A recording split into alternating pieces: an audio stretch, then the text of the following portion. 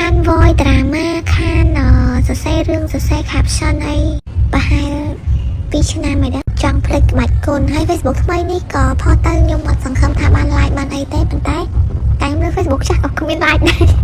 តែអើយអត់ដឹងមិនគេចង់ voice ចង់និយាយលេងឡើងវិញចឹងណាកុំឲ្យគាំងខួរបើស្ដាប់ក៏អរគុណតែបើមិនស្ដាប់អស់ចោលទៅណាកុំប្រកែកយក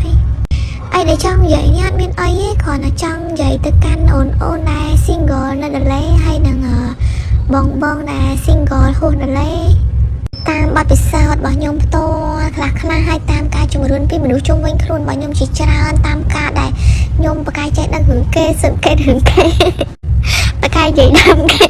ខ្ញុំទទួលបានបទពិសោធន៍ច្រើនណាស់អូនដែលនៅដលេអាចយកប្តីឬក៏រៀបការសាងអនាគតអីជ្រើសរើសមនុស្សឲ្យល្អតាមត្រូវទៅហើយបងដែល single ហួសដលេហើយបើសិនជាមានលុយអាចគិតថាខ្លួនឯងចាំខ្លួនឯងបានមានក្មួយមានអីអាចធ្វើជាកូនបានអត់ចង់យកគ្រួសារ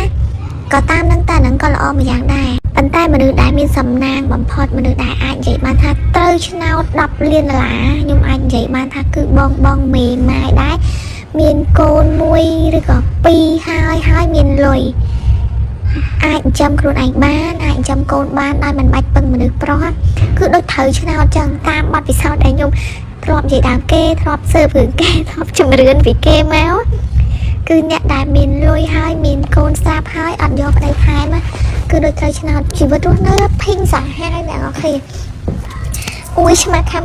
ចេះថាដូចត្រូវឆ្នោតចឹងបងបើមានលុយអាចចាំខ្លួនឯងអាចចាំកូនបានមានសមត្ថភាពរស់នៅស្រួលហើយកុំយកប្តីឲ្យសោះកុំយកប្តីថែមខ្ញុំមិននិយាយថាបងប្រុសអត់ល្អឯងគាត់ចង់និយាយថាចាក់ជីវិតបែបហ្នឹងគឺរស់នៅស្រួលសាហាវអត់ទេទីឲ្យបាយ